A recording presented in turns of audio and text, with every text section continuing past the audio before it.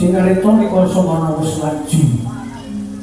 Lume terusan topo begawan gebuk tanpa sinah hidal saking pertapan Hulu Kapuk Snobo. Ing pengangkang asa mituruti marang panulinging putra Jayataswati ngupaya satru bagus kang aran Bambang Prabakusuma. Dene rencang ngiling-iling kadhejaku midheti-dheyakane dijumuru wonten Jumantara. Ingin dan waspadakan kan jari mungkin jari sangat bagus. Bambang Prabakusuma nggih sakon catrosan niku nakul semono Jayataswati sesarengan marang sedaya para abdi ben ya para cantrik-mentrik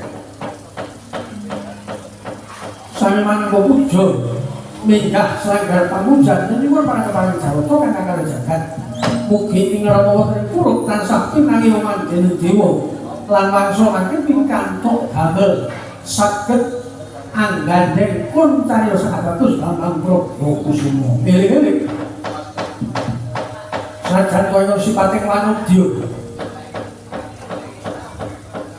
sajan kaya mung titah merca padha nanging ing kono turasi pendhita kang gentur tampane ora muka manteng panunira.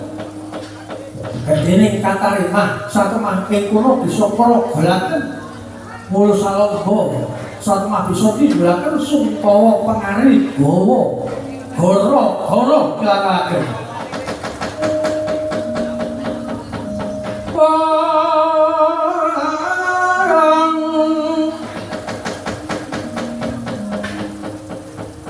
eka bumi Wisawatri gunung catur samudra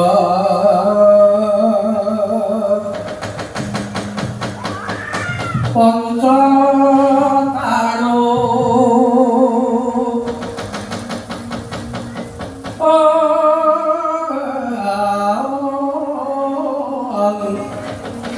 sapamunaku sabda pandhita asta tawang diwaca ratu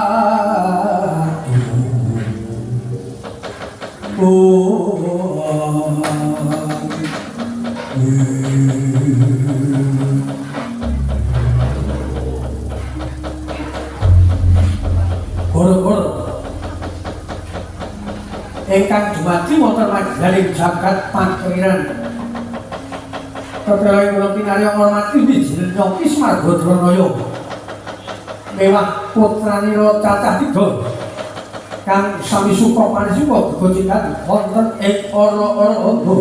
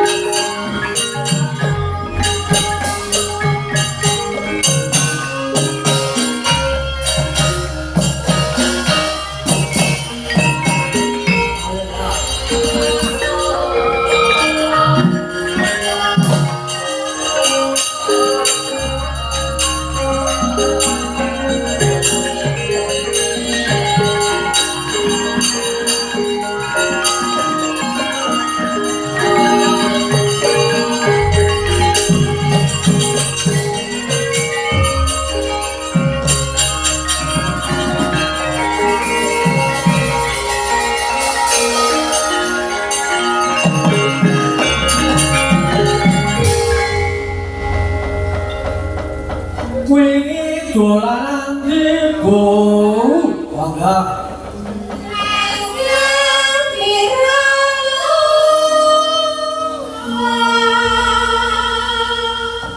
tiro minggu dolan ana ontane ana punya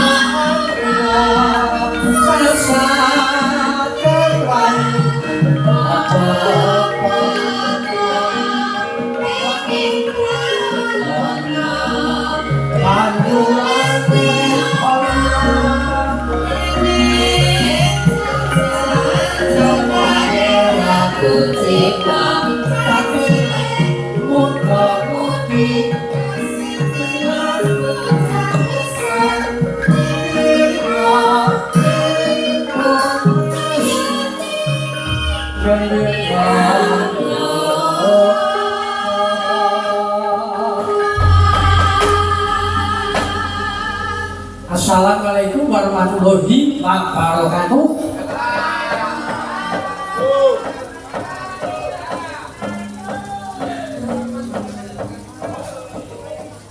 Nego jawab serempak serempak orang pada panen alhamdulillah.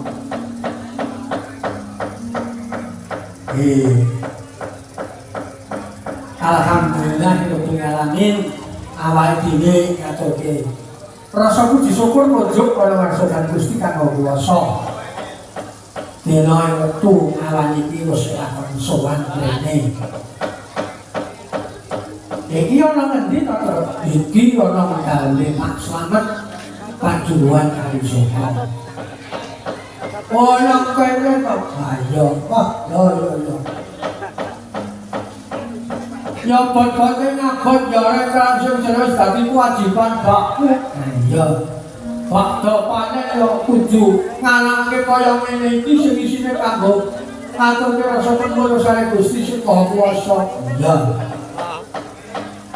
Kula sajan dulu kagungan Pak Dukuh utawa Bu Dukuh ya Pak Slamet wis wani nenggalakake nggonan papan. Hebat Pak Slamet panjenengan.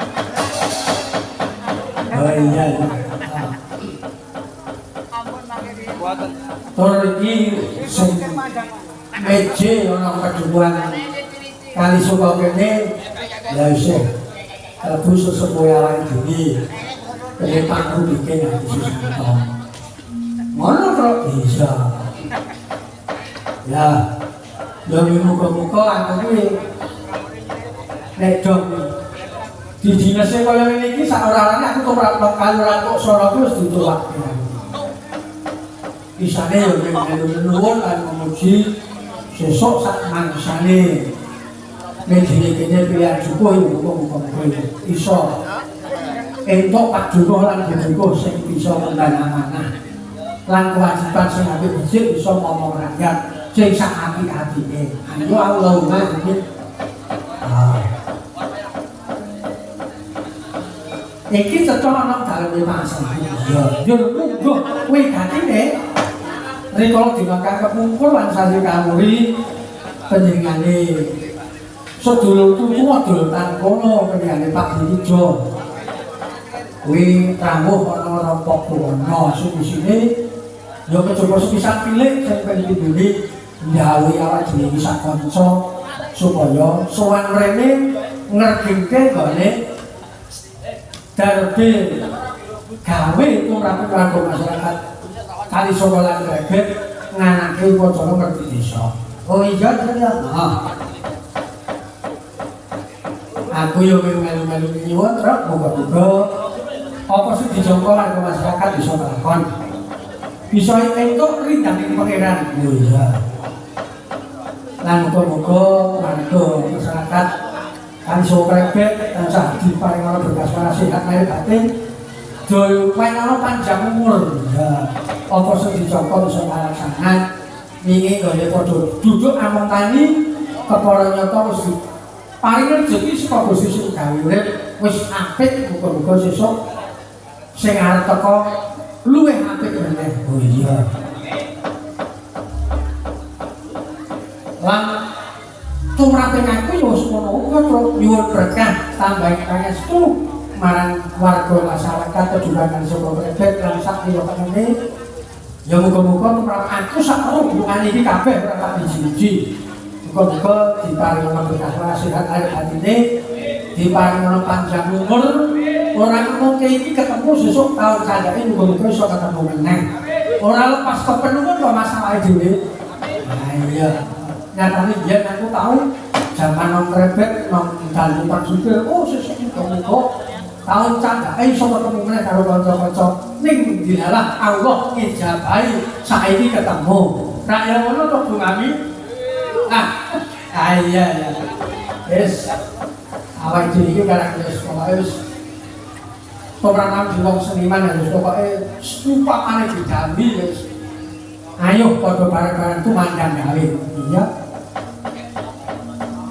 Lan awak dhewe sowan rene wis disekan maktani dening para bapak panitia.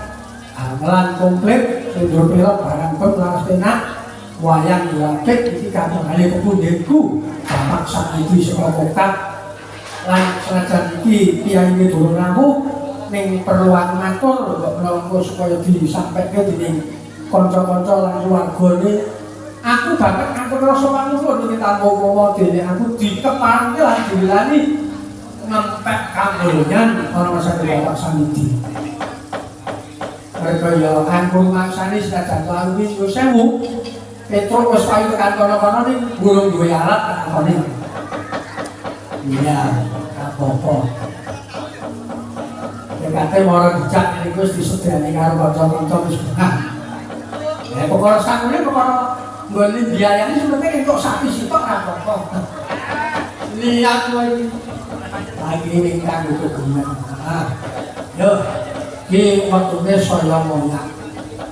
Ora pernah nyuruh nek awake dimatur belajar langsung pokok intine awak dhewe ditimbali sumrene nyengkuyung tersane karo masyarakat bukan lakon nyampe iya engko pancen sesuk bengi yo sesuk kebuana acara kuwi ora setunggal panitia nganake malam Jumat sesuk ya iki perlu ono sing durung preso ning aku yo percaya mesti preso saiki wis kudu di-share ana HP. Besok bakal nganake pengajian gede-gedean sakalan pamit dari sabdo priyadi sesepuhku sangka kokak priyadi Simbah Al-Muharram Simbah Halwani. Muga kudu dirawi, dokane awak dhewe sedya wadah sing sak jembar-jembare mengko banjur ngarep berkah lan madhahi ilmu sing dibantu dening Bapak Al-Muharram tersebut. Iya. Ya, ngalikan kalau titik ayo coba nembang dekat senang-senang ya. Nah, kok ini mumpung laras sing enak ya. Monggo kita nyuwun dipun paringi lagu pepeling dipun jubuhaken kalian cedhak papan pangibadah monggo dipun parani lajengaken lagu pepeling. Ibu orang-orang sing cedhak ora kuwi kok ora tepung ya ora. Nah, saya lorong-lorong sudah harus beli kamu. Yang siji bu mami, siji bu nanda. Yang siji dia luar kenalan kok jatuh-jatuh kan. Rasa jatuh-jatuh. Hewani orang kena, hewani ada yang sih. Lempeng dia pukul jatuh juga. Apa-apa kan? Sing jenis seniman Sripati ini juga Mbak kalau kenalkan harus panggung kayak ini tak dikenal di minggu. Nah, monggo dipun barani yen langsung ngakon pepeling.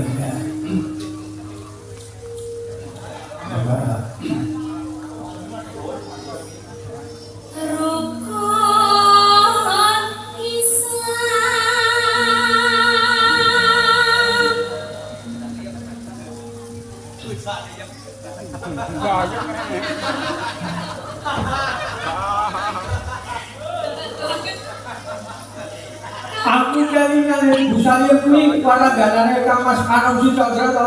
Iya. Arek aku cok nubani yang dhewe dengan presentasi. Biar aku rasa jangan kali. Nah iya. Banyak Mas Paimen. Kang limo puniki.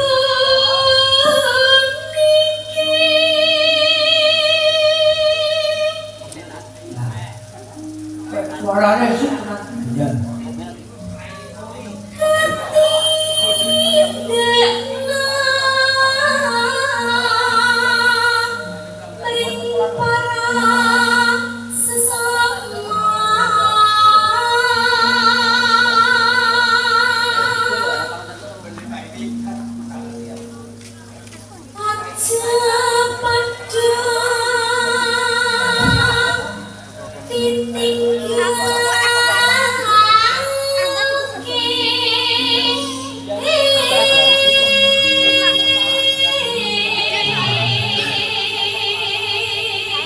Jenenge cekok sendal pancing. Oh iya. Ngerti cekok sendal pancing. Atas ana pas kiramane mangler iki nduk nyengkok ngono lho. Oh iya.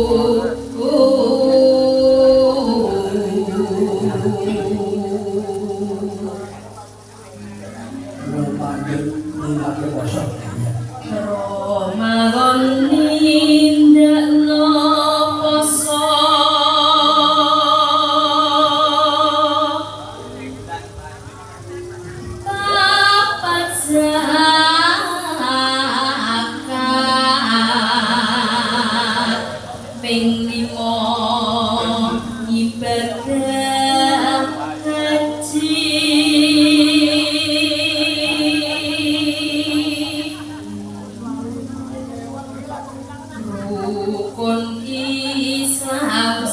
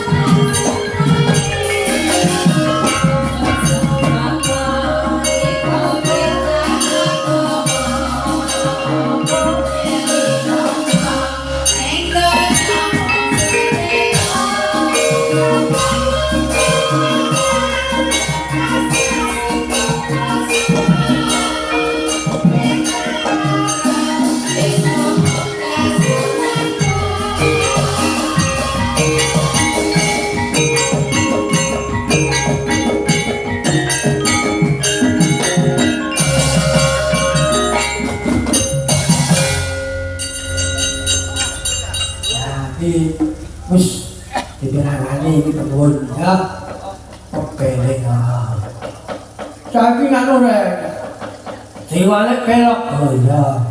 Mergo iki ya padha karo lagu wajib apa bang kira-kira anu lagu bersih dusun. Oh iya ayo apa nanti kan dulu ya monggo balik belok dong monggo pun dalani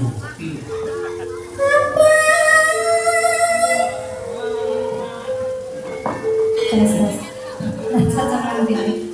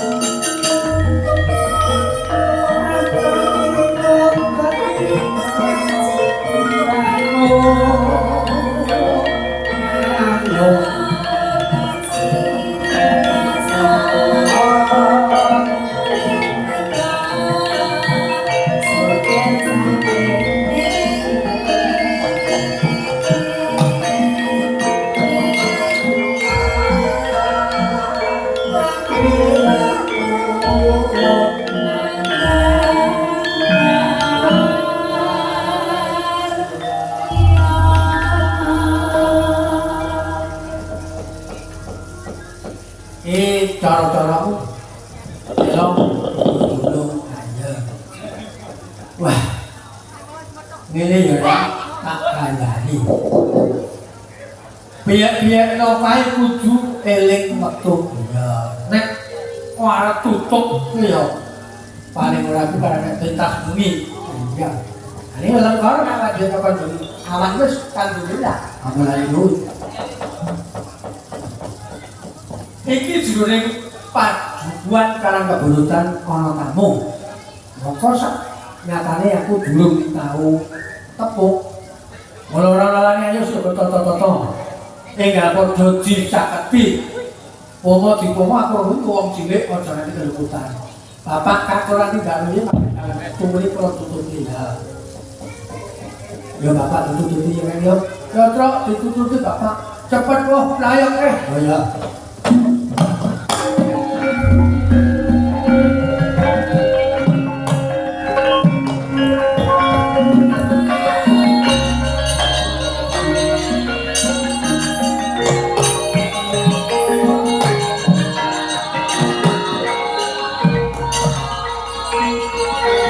Thank you.